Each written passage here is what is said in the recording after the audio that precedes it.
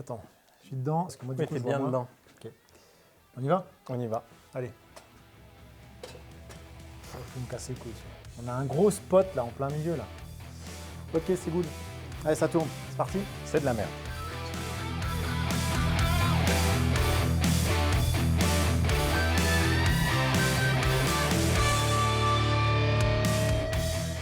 Salut tout le monde, bienvenue. Nouvel épisode Nick tes mères. Monsieur Maury, ça va? Ça va très bien aujourd'hui. Ouais, t'as récupéré du Hot Ones De la dernière fois. Ouais. Est-ce que ça pique? Oui, facile, tranquille. Le retour a été compliqué pour moi. Ah, RIP les sièges de la 3008. 5008. Bon, aujourd'hui, petit épisode un peu compliqué. On est vraiment sur de la technique pure. Je sais que ça te tenait à cœur de le faire. Ouais. Parce que c'est vrai qu'il y a une grosse forme d'éducation à faire là-dessus. Je vous avoue que moi, j'y connais pas grand-chose. Et quand on en discute, c'est assez complexe, pas simple. C'est tout ce qui est architecture de mouvement. Et je pense qu'à un moment donné, je vais me sortir de la vidéo. Je vais te laisser juste avec ton tableau Pas forcément. et nous expliquer tout ça. Mais je te laisse mener l'épisode parce que franchement... J'ai envie de t'emmener avec moi. Vas-y. Vas-y, je viens. Comme je le fais quand je donne parfois ce cours d'architecture mouvement au technicum, donc l'école technique au LOCL, Ok. aux jeunes qui font technicien en conception horlogère. C'est un truc dont je leur parle souvent. Mais nous, ça va nous servir à quoi en tant qu'amateurs? Ceux qui sont Vous là-bas. Là. vous allez comprendre pourquoi il y a des mouvements où vous dites « Ah, mais attends, ça a l'air de ressembler à ça. Oh, machin, ils ont copié un tel. » Et qu'en fait, c'est pas copié. C'est comme quand tu es dans la rue et que tu vois des voitures. Elles ont toutes quatre roues dans les coins. T'as pas le choix. Voilà, et si tu n'en vois aucune avec les quatre roues ramassées au milieu, bah, c'est qu'il y a une bonne raison. Ok. Bon, bah, écoute, Et là, on va voir un petit peu dans les architectures mouvement, qu'est-ce qui mène à quoi. Et pour ça, c'est pour ça que je voulais te le faire un peu sans trop te guider au des départ. infos. Ouais. On va commencer par choisir la forme du mouvement. On va dessiner un mouvement ensemble et je vais parler de l'architecture là-dessus. Tu veux un mouvement de quelle forme? Bah, en rond. Alors, on va partir sur du rond. Et sur ta montre, tu veux mettre la petite remontoir à 3 heures? Ouais, classique. 3 heures, ouais. Bah, c'est ce qu'on voit le plus souvent, donc on va rester sur le plus connu. Okay. Alors, avec ces choix-là, on a déjà bridé énormément de choses sur l'architecture du mouvement. Juste en se disant, c'est rond et il y a une couronne à 3 heures. C'est rond, il y a une couronne. Par exemple, dans un mouvement carré, tu pourrais exploiter les coins pour loger certaines fonctions. Alors, pas un disque de date, mais par exemple, si tu voulais caler une sonnerie, tu pourrais avoir un mouvement rond avec les aiguilles qui tournent, et dans un des coins du carré, dans la petite zone qui serait entre le rond et le coin, tu pourrais loger des marteaux de sonnerie. D'accord, parce que ça ne serait pas en lien avec l'affichage de l'heure? Exactement, tu ne viendrais pas empiéter là. En plaçant ta tige ici, on sait que dans le mouvement, il y a une zone qu'on vient de condamner, c'est à peu près celle-là. Là, on va devoir y loger le mécanisme, je vais mettre méca, de remontoir. Ok. Ce qui te sert à remonter, ce qu'on a vu avant, enfin ce qu'on a vu quand on a fait les termes horlogers. Quand tu voudras ensuite me dire où est-ce que tu veux placer ta seconde, je te dirais on peut la mettre presque partout, mais pas là, parce que là on a déjà le mécanisme de remontoir. D'accord, donc si j'avais mis la couronne ici, on aurait eu ça là, ou si tu la mets à 4 heures, exactement. T'as le problème ici sur les Seiko 4 heures et compagnie, là, je ne sais plus lesquels, par exemple. Ok. Voilà. Ou tu peux t'affranchir de ça en disant ok, je veux bien une tige, mais elle doit servir que à la mise à l'heure, et je ne fais pas de remontage manuel. Aussi, petit clin d'œil à certains Seikoistes. Il y a des mouvements Seiko sur lesquels, pour la démarrer, tu es obligé de la secouer un petit peu. Oui, tu es obligé de la remonter. Enfin, le remontage se fait principalement en tapotant, comme ça. J'en ai vu quelques-unes. Et pas de remontage manuel. Ensuite, sur ton mouvement, est-ce que tu veux qu'il soit générique? Tu veux le vendre à d'autres gens? Ou c'est que pour toi? Bah, pour moi, ça sera que pour moi. Voilà. Parce que générique, tu parles dans le sens si tu es Célita, la joue Perret, choses comme ça. Okay. Dans le truc où si tu es Célita, tu veux vendre un mouvement à tout le monde. Ouais. Donc tu vas choisir une disposition d'affichage qui soit très consensuelle, genre heure-minute au centre. Si tu arrives sur le marché en disant « Ouais, moi j'ai une aiguille des heures ici, puis une aiguille des minutes là, puis les secondes elles sont rétrogrades comme ça », tes clients ils ne vont pas pouvoir construire leur modèle forcément avec ça. Ils vont dire « Ouais, c'est sympa, mais nous, ça ne rentre pas du tout dans l'ADN de la marque, etc. etc. » Oui, tu n'arrives pas Donc, à créer un cadran. Un généraliste, il va devoir faire des choix, enfin des concessions énormes sur l'originalité. La langue que je t'avais passée, oui, la langue Hein, la langue Heinz, elle a les aiguilles heure-minute qui sortent là, pas au centre. Oui, Mais c'est c'est un la choix. réserve de marche de l'autre côté. Voilà. Ok. Et du coup, ils habillent le cadran comme ça avec d'autres choses, mais c'est un choix technique de dire je veux l'heure-minute au centre, qui là aussi va vraiment bloquer plein de trucs. Donc le premier choix qui va conditionner, tu as où tu mets ta couronne. Le deuxième, c'est où tu Où vas tu veux vouloir les aiguilles. foutre les aiguilles. Ouais. Ok. Bah si je te dis central du coup, on va prendre je vais rester sur du classique pour tu vois. Donc là, on pourrait essayer Sauf de s'il faut que tu me dis, hein, si tu préfères Non, guider alors, ailleurs. je veux même pas que tu me préviennes, tu me ponds ce que tu veux, et à la fin, je te dis s'il y a déjà un mouvement sur le marché qui ressemble à ça. Ok. Alors je veux, non laisse. Je veux l'heure, je veux les secondes en bas. Là, Ouais. Je veux l'heure en haut.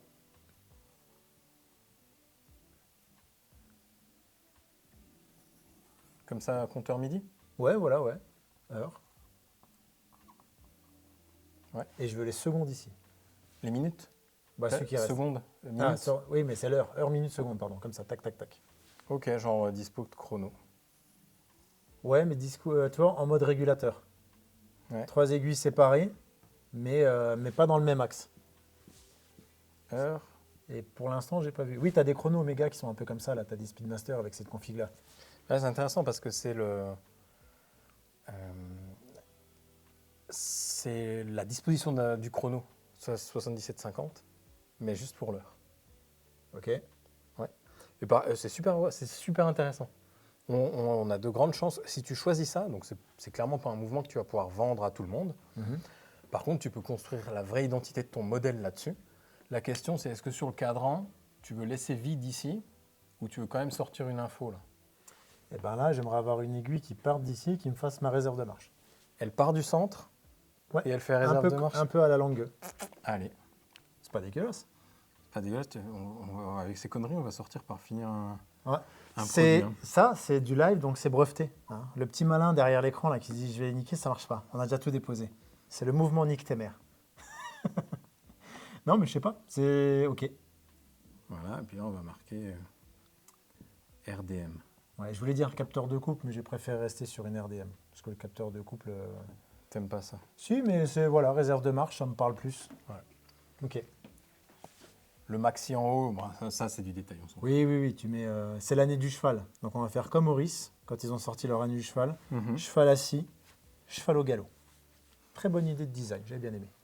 Ok. Donc, ok. Ouais, j'ai eu Réserve peur, de marche. Quand tu Non, commences à c'est- faire non, des non, c'est- allusions au poney. Non, il n'y a pas d'allusion. Reste sérieux. C'était bien parti, commence pas. Donc heure, minute, seconde Mhm. et réserve de marche au centre. Ouais. Alors, petit truc que je vois là, quand on remonte, on a là le mécanisme pour faire le remontage, le barillet ne doit pas être très loin. Là, j'ai fait en rouge, ce qui est visible par l'utilisateur. Donc face platine. Ouais, enfin, côté Au-dessus cadran. Ouais, côté cadran. Quoi. Et maintenant, on va marquer en noir toute la couche inférieure. Donc ce qu'on va voir en c'est dessous, ce les qui est rouages, caché, etc. Ok. Automatique ou manuel? Ah non, moi je suis maintenant de plus en plus, je deviens de la team manuelle.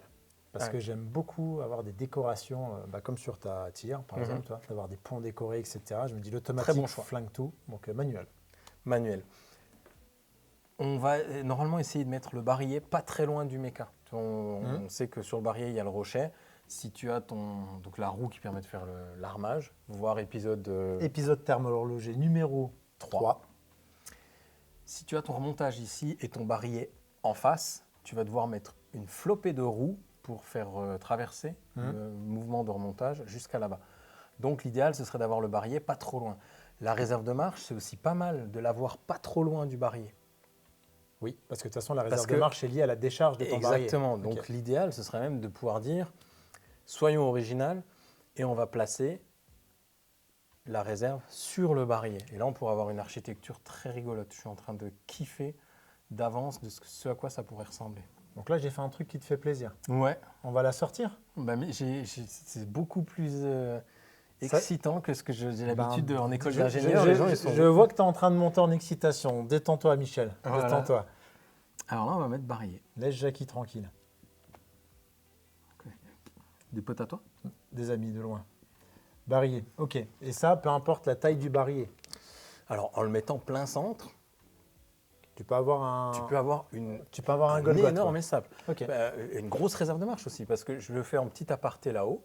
Dis-toi que si dans ton mouvement, tu mets ta tige ici, que tu veux avoir les affichages au centre, tu sais que tu condamnes aussi l'espace au centre parce que là, il va falloir mettre des roues. Donc ton barillet, Souvent, il est au-dessus. il est là, Ouais.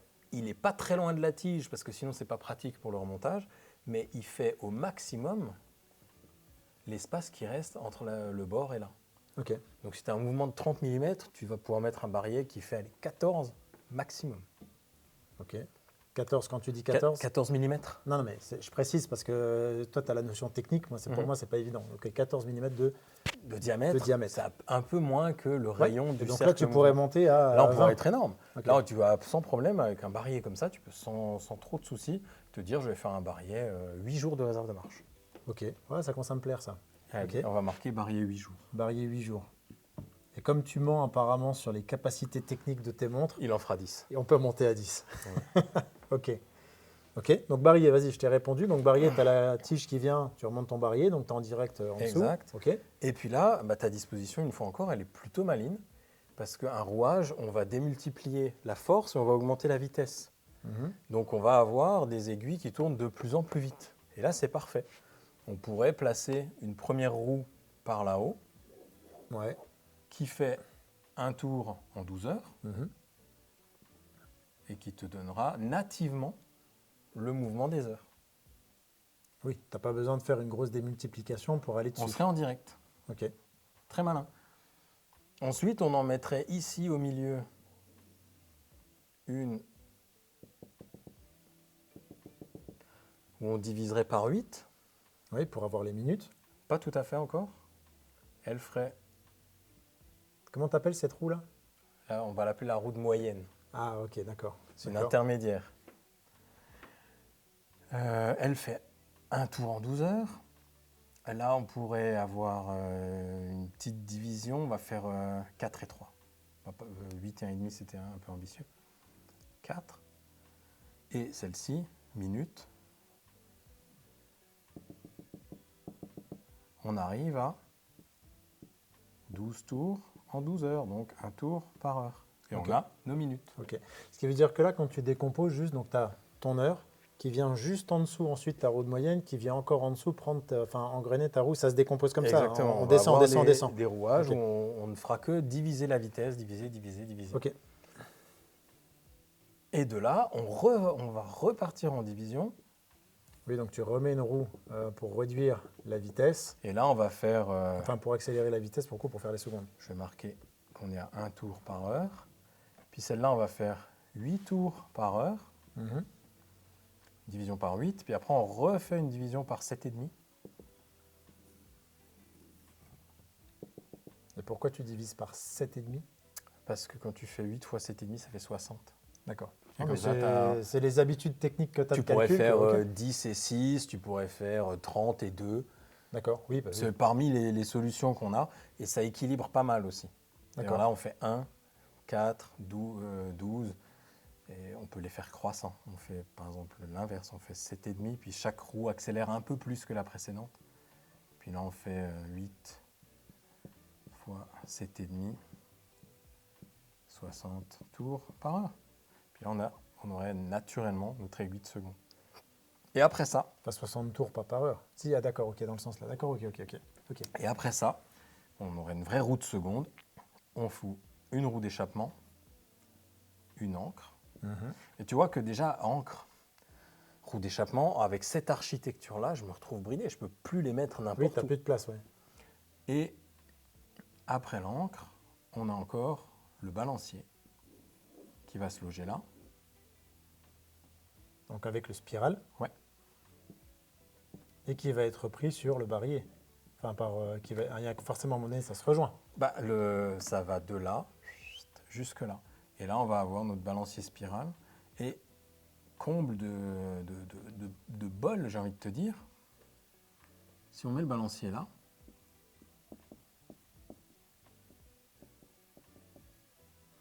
on a de nouveau quelque chose de pratique, c'est que si tu fais la mise à l'heure, tu veux un stop seconde.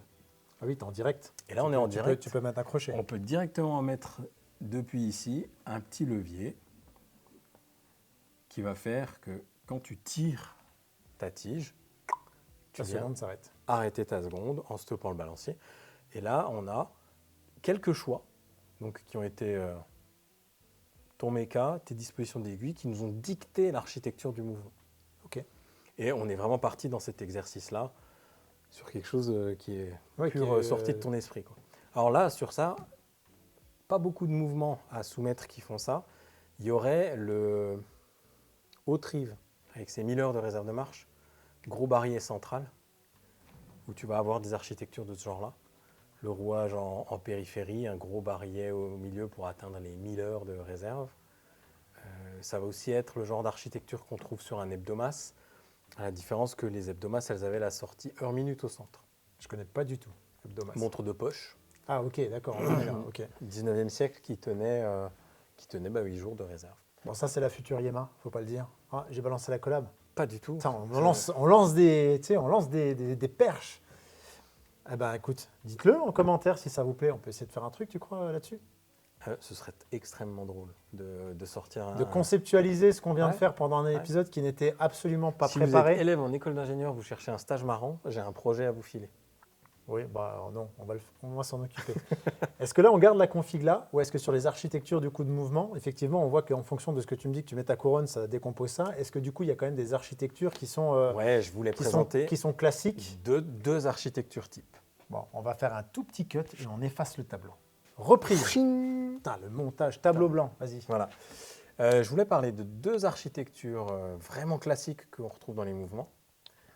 Et je vais les dessiner en parallèle.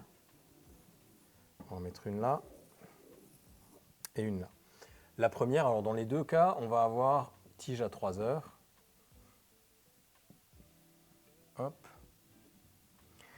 Et la grosse différence qu'elles vont avoir, ces deux architectures, dans une des deux, on va avoir la petite seconde déportée, donc pas forcément en centre, soit à 6 heures, soit à 9 heures. On a beaucoup à 6 heures, ouais. Voilà. Souvent, c'est à 6 heures. Mettons-la à 6.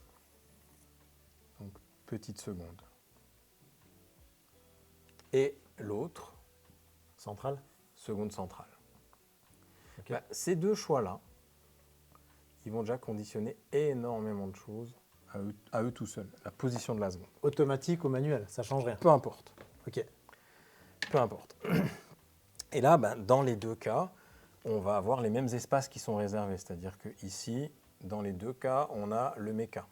Mhm. Ok. Ensuite, pas très loin du méca, au-dessus ou en dessous, ça dépend comment tu veux, on va avoir un barillet. Vu qu'on veut avoir pas mal de réserves de marche, puis qu'on a, dans les deux cas, choisi d'avoir heure-minute au centre, pardon, hop, Ouais, donc là, ça va avec, ok. Oui, t'as pas, là, c'est limité. Soit il faut que tu le mettes pas trop loin, si on prend l'explication qu'on avait avant. Donc Voilà. là, tu te retrouves au-dessus. Bah là, oui, tu te retrouves au-dessus ou là, en dessous. Là, j'ai ma Seconde. seconde en bas, donc je sais que déjà, je vais avoir ma roue de seconde par ici. Ici, ma roue de seconde, elle va être au centre. Donc, barillet ici, je ne me mets pas trop loin, ça me fait un barillet par ici. Mais que tu pourrais mettre du coup ici, là. Je pourrais mettre en bas. Ok. Dans ce cas-là, il pourrait être au-dessus ou en dessous. Et là, vous allez retrouver au-dessus ou en dessous, typiquement des constructions SW200, 28-24, FE140, FE4611, 4612, La joue Perret, tout Soprod, ça. la joue Perret. Voilà. Ok. Vous êtes typiquement là-dedans. Sur le mass market qu'on retrouve au niveau des mouvements, quoi. Là, on a un remontage, petite seconde là en bas. Même contrainte ici, barillet, bah, il est égal au rayon du mouvement à peu près. Et heure-minute au centre, donc on va avoir une division à faire pour passer du barillet Ouais, à ok. ma seconde. Dans ce cas-là, bah, j'ai heure-minute au centre, donc je vais déjà avoir une première roue au centre pour faire l'affichage de la minute et de l'heure. Mhm. Et là, je sais que j'ai ma seconde. Donc, tu es obligé de faire une nouvelle roue de lien. Parce que tu as Je vais les avoir roues de une, moyenne. voilà, la roue de moyenne, elle va être entre les deux. On essaie de ne pas les mettre en ligne. Pourquoi? J'attendais la question, c'est merveilleux. Ça rebondit, Ah c'est là là. parfait. Supposons que tu aies une première roue qui tourne dans ce sens. Ouais, d'accord. On va faire comme si c'était celle de roue de centre, ok? Hop, elle tourne dans ce sens. Mhm. J'en ai une deuxième ici au milieu Ouais. et j'en ai une troisième en ligne ici. Et là, ça tombe bien, hein, j'ai mon heure-minute qui tourne dans ce sens, elle va tourner dans le sens Du coup, dans le inverse. sens inverse, oui. Et qui te fait j'ai tourner. bien ma seconde qui tourne dans ce sens. Tout va bien. Tu vois, j'ai hop, Mhm. les deux qui tournent juste. Ici, qu'est-ce qui se passe? C'est que mon engrenage, il va pousser cette roue dans cette direction. Si je zoome là, l'effort il est transmis Il est horizontal. comme ça. Ok. Oui, il est droit. Tu as un effort droit qui est fait sur l'engrenage. D'accord. Elle va pousser cette roue-là dans ce sens-là, Ok. Oui. avec moins de force. Hein. Mhm. Mais si toi, tu es la roue au centre, imagine tu es la D'accord, roue. tu es compressé, quoi. Tu es sous deux contraintes. J'ai mon bras d'en haut qui est poussé vers l'arrière. Et mon bras d'en bas, il donne une force vers l'avant, donc lui aussi, il me pousse en arrière. Je vais avoir l'effort maximal dans mon dos. Ça veut dire que là, en fait, la réaction, principe d'action-réaction, Ça gicle à gauche. ça gicle à gauche. Ça veut dire que cette roue-là, c'est dans cette position, quand tu mets ton rouage en ligne droite, c'est dans cette position que le pivot de la roue au milieu reçoit le plus d'effort de ce côté-là. D'accord. Donc, tu as grosse usure de pivot. Ok. En termes de transmission de couple, ben, ça transmet. Par contre, Tu on auras une usure prématurée a de tes une pièces grosse et de la casse, usure quoi. et il faut prévoir de surdimensionner le pivot de la roue de moyenne. Du coup, c'est pour ça que vous faites ça? Exactement. Quand tu mets de l'angle entre les différentes roues, on appelle ça l'angle embrassé. C'est l'angle qui est embrassé par les trois roues en ligne. Ouais. On essaye de le caler à peu près à 120 degrés, 135, pour faire en sorte que, Oui, que la friction et que la force que la force soit supportée et répartie qu'il y ait un pas peu de... autrement. Exactement. Ok. Donc ça veut dire que là, on est d'accord que tu vas venir ici. À peu Par près. exemple. À peu près. Ouais, ça peut être un des deux choix pour être là. Ça va dépendre maintenant, après la seconde, j'ai l'échappement à mettre et le balancier. Donc effectivement, si je mets la roue de moyenne par ici, Oui, si tu pars là-haut, par contre, tu n'as pas de stop seconde par rapport à ce qu'on a vu avant. exactement. Putain, ça rentre, ça sert, ça Con- sert. On devient bon. On devient Construction bon. CM29 par exemple. Ah oui. Donc si ici tu mets ta roue de moyenne, tu as ta roue de seconde, et vu que tu as déjà occupé l'espace par ici, ben, il te reste cette zone-là pour ton balancier spirale. Ok. Et là, ce qu'on va obtenir, donc on a roue de moyenne, après ici on va avoir la roue d'échappement, l'encre, que je schématise avec un petit T, Mhm. et cette disposition-là,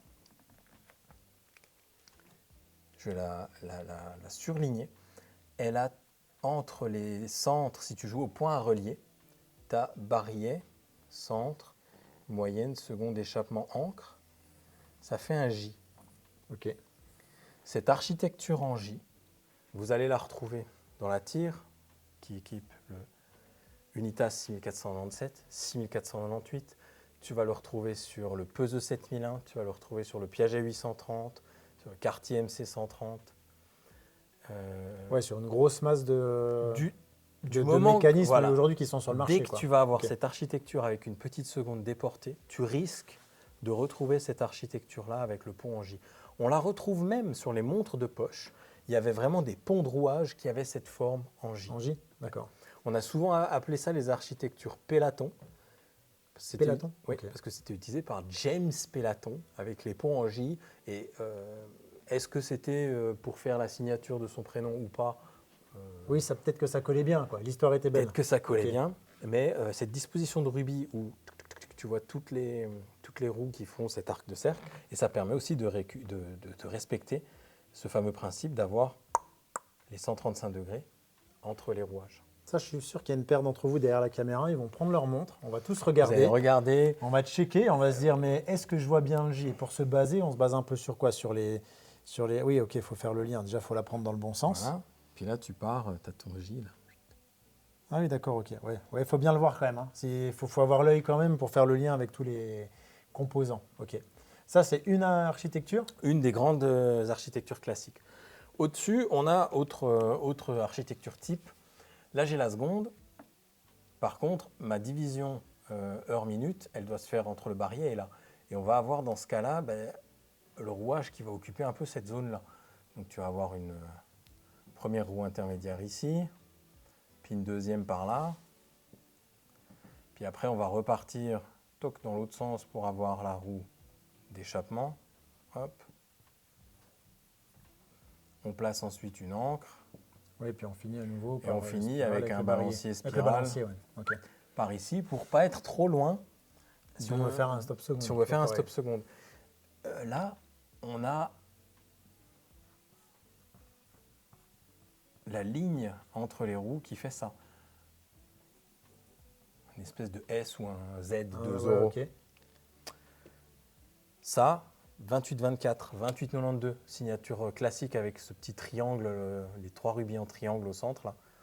28-24, 28-92, les calibres Celita, les calibres Soprod, SW, compagnie. SW Ok. 200, 300. Tu retrouves ça aussi dans le 77-50. Malgré le fait qu'il ait une architecture chrono, tu prends le pont de rouage du 77-50, tu regardes les alignements des rubis des roues, ça fait un petit zigzag comme ça. Ok. Un balancier qui est presque à 6 heures, mais pas tout à fait, pas trop loin pour la tige pour faire le stop seconde, et le barillet pas trop loin. Dans le 28-92, l'espace vide qu'il y a ici, chez ETA ou SW300, il est utilisé pour intégrer le rouage de l'automatique. Dans le 28-24, le rouage automatique, il vient par-dessus le mouvement, ça fait des mouvements plus épais. D'accord, ok. Ouais, donc c'est intéressant. C'est vrai que tu vois au final que la complexification, des fois, quand on a des mouvements, on se dit putain, les mecs, en fait, ils innovent pas. Alors nous, on critique souvent aussi parce qu'ils se font pas chier sur le cadran. Hein. Du coup, il y a un pot de peinture, ils ne sont pas pris la tête. Mais c'est vrai qu'après, tu dis, bon, sur le méca, c'est pas ouf. Mais du coup, ceci explique aussi cela. Est-ce que c'est lié aussi juste à des économies? Oui, peut-être d'échelle, parce que si tu prends du mouvement mass market, tu t'assures aussi du SAV, de la pièce, etc. Enfin, il y a peut-être d'autres éléments qui font Il y a ça, mais qu'ils se basent. un acteur aujourd'hui qui veut dire je veux créer le nouveau mouvement dont tout le monde va avoir envie, bah, tu vas taper dans des choses comme ça. Bah, typiquement, la Joupé G100 qui est arrivé, qui a ensuite été super sollicité, ou le nouveau français Bosch, Tout à qui fait. reprend aussi cette architecture. L'architecture 4611 de l'époque. Et si tu prends un 28-24 et un 4611 de français Bosch, c'est un petit peu le calibre miroir. Tu as le pont de balancier qui part à droite sur un et à gauche sur l'autre, mais l'architecture globale du mouvement, alors qu'ils ne se sont pas du tout concertés, ils étaient certainement en bataille commerciale pour avoir le marché, pour avoir des parts de marché. Ouais. Ils ont conçu à peu près le même mouvement. Donc tout ça pour dire qu'à la fin, au final, si on veut conclure sur ça, c'est que même si les Chinois font des mouvements à moins cher, ils ne copient pas l'architecture. Non. Ils ont techniquement pas le choix. Exactement. On revient sur le problème de la de la voiture à 4 roues dans les coins. Voilà. Tu vas trouver un ou deux originaux qui vont te dire ouais, ben moi, je ne respecte pas l'architecture en J, mais c'est parce que j'ai mis 3 barillet, puis en fait, j'ai plein de petits renvois intermédiaires. C'est une solution, effectivement. Ça sera. Enfin, ça s'appelle une déclinaison. Ouais, et ce ne sera pas forcément plus efficace. Plus tu rajoutes d'éléments, plus tu augmentes les risques de, oui, de casse et de problèmes. de casse, de problèmes, etc. Donc Okay. si tu cherches à rester efficace, tu te retrouves dans ces trucs architecture en S ou en J. Ok, et ben voilà, architecture en S ou en J. On a fait le tour ou il en restait une secrète? Non, pour moi, c'est déjà pas mal. L'architecture de base, on a fait le tour. Si ça intéresse les gens, on peut aussi aller après creuser un petit peu au niveau de qu'est-ce qui se passe si je rajoute une date, une grande date et des choses comme ça. Ouais, puis là, on arrive sur des éléments. Mais il faudrait qu'on ait une belle imprimante 3D et qu'on puisse faire des pièces et vous montrer tout ça. Ça peut être très sympa. Un petit puzzle. En tout cas, merci pour les explications. Et puis, vu qu'on a créé un mouvement, à bientôt. À bientôt pour la production masse. Voilà, exactement. Ça, dans nos boutiques Nick Temer sur les Champs-Élysées. Bon, abonnez-vous, likez, mettez un commentaire si la vidéo vous a plu. Et s'il y a des questions techniques, écrivez et Olivier se fera un plaisir de passer par là. Ouais. Pouce bleu. Pouce bleu. Pouce bleu. Salut tout le monde.